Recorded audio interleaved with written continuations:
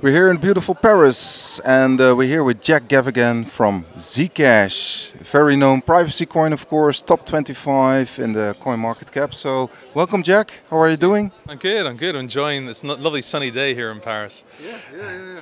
You're one of the speakers here, panelists. What's the sentiment here in France? They're really pushing towards this new blockchain assets, actually. Yeah, I was pretty impressed actually, looking at the level of support that the government here is putting behind the blockchain sector. You know, they've come out with some laws that clarify taxation of digital assets. They've, you know, access to bank accounts. They've got a real, you know, desire here, I think, to build up the blockchain sector. It seems like the government see it as something that France can excel in. Right. Within ZCASH, you are actually responsible for product and regulatory compliance issues or topics. What is ZCASH doing on this front? So our main kind of focus at the moment is looking at the emerging rules around anti-money laundering and prevention of terrorist financing. So this has been a real focus for the past few years. I think the authorities, when Bitcoin came along, they were all nervous that there was this, you know, mechanism for transferring money around without restriction or control. And then they realized that those transactions could be traced, could be analyzed, you know, through the blockchain. Then ZCASH comes along and, you know, allows shielded transactions which are completely private. So they're back to trying to grapple with what that means. So I spent a lot of time talking to regulators, explaining to them that, you know, just because you can transfer ZCASH using a shielded transaction doesn't mean that an exchange can't fulfill its KYC obligations and by identifying the customer and asking them where their source of funds is. You know, it basically is pretty similar to real world cash. If you have a $20 bill or a €20 bill, you know, and you pass it to someone else, that's an entirely private transaction. If you walk into a bank with 20,000 euros to deposit it, they're going to ask you where it comes from, or, you know, so we spend a lot of time educating, meaning, you know, privacy doesn't necessarily equate to anonymity. Yep. You know, just because, you know, my transactions are private doesn't mean that the regulators and, you know, law enforcement authorities, as and when they need to, can't go to an exchange or, you know, to find out, you know, who's the recipient of this transaction, who's been making, you know, suspicious transactions that they can't explain, you know. So we've been working a lot with regulators.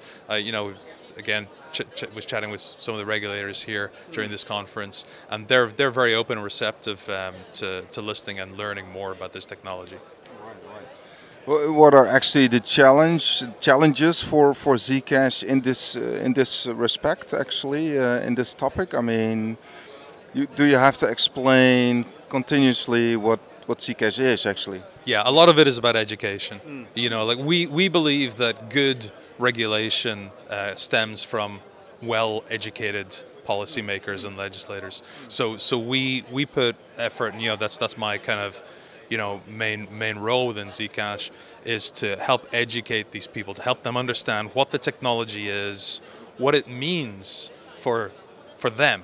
You know, and also what the benefits are, because, you know, here in Europe we have the GDPR to protect individual privacy. So, you know, the legislators, the authorities here, they do recognize the need for personal privacy, and it's a matter of, you know, striking that balance and understanding that it's not all about anonymity and, you know, being able to transfer money around, you know, with, or convert it from euros to ZCASH, you know, without any checks and balances or KYC happening. You're also a technology company. I mean, also Ethereum. I know Vitalik is a fan of your technology. That's right, yeah. You're building your own technology. So, what are the technological challenges actually? Because scalability or Yeah, you named it in one. I think everybody is focusing on scalability at the moment. You know, within the ZCASH team, you know, we had a debate recently about whether we should, you know, for our next kind of big push, our next big bit of research, whether we should focus on scalability or look at programmability. You know, having private smart contracts, and we're coming down on the side of scalability, and the reason is that it's a problem that everybody is facing. You know, it's not practical for something like Zcash to go global, to be used by the majority of people in the world if we can't scale it and if blocks are getting full up. So that's probably the issue that we're going to look to solve next. And you know, I think it's a problem that everyone's grappling with. Ethereum have been looking at the sharding approach. You've got chains like Cosmos that are looking at, you know, kind of a hub and spoke approach. It's a problem that everybody is facing, everybody's trying to solve, and it's only a matter of time before we solve it. And then the great thing about this space is because it's all open source, and you know, the best solution can be used by everybody. So the ultimate goal of Zcash, is it like private digital cash, or is it more of also in the end developing technology that can also be used by other companies or institutions, or perhaps? I think our primary goal is to be what our CEO Zuko refers to as internet money. Yeah. So basically private digital cash. You know, I personally think that in the future, money will be programmable, will be smart in some way. So that's why we've also been looking at the programmability, the sort of private smart contract type thing. But the primary purpose is for it to be, you know, private digital cash that basically unlocks, bypasses or removes those barriers that people face when they try to engage in economic activity. So many people, you know, can't get a bank account or have difficulty getting access to financial networks. And our belief is that by creating a currency that is, number one, digital and virtual, and number two, private, you know, we think that we can break down those barriers and unlock access to economic activity for billions of people. Yeah, even Bitcoin, Litecoin are looking into these also more private protocols. Of course, Mimblewimble, but also Zcash. So yeah, so that's a compliment. You've got you know, so Monero was around before Zcash arrived. You know, we came along with a different approach. You've got things like Dash, you've got Mimblewimble, Grin. You know, Ethereum has added ZK Snarks, which is the core technology behind Zcash to their product. You know, they're looking at Schnorr signatures in Bitcoin. I think, you know, I believe that in order for cryptocurrency to go mainstream and for it to fulfill its potential, it has to be private.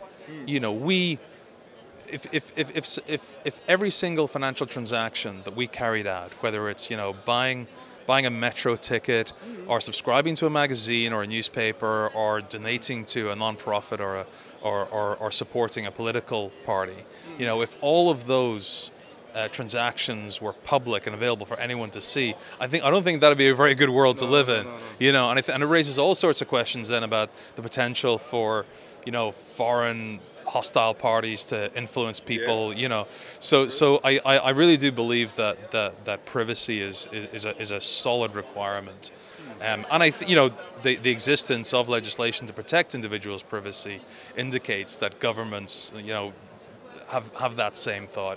And the trick is, how do we do it in a way where we can get the benefits of privacy, but at the same time avoid the potential downsides of things like money laundering and terrorist financing? All right, sounds good. So if you look, for instance, to a project like Dash, or other projects, they are getting adopted in Venezuela, for instance. How is Zcash promoting or getting this community aspect or viral aspect actually of their coin or solution? I think it's really a ground up thing. You know, we have people in Venezuela using Zcash,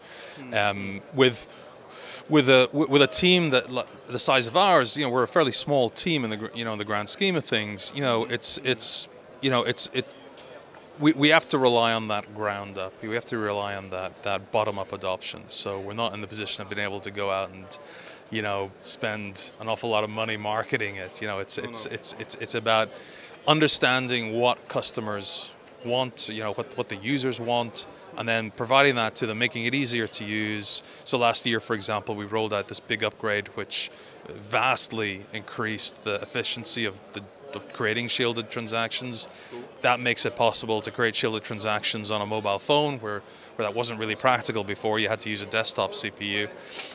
So now, you know, we've been working on an SDK and some software for Android so that wallets can integrate shielded ZCASH transactions. It's really about putting the tools out there so that people can you know, adopt it from the ground up.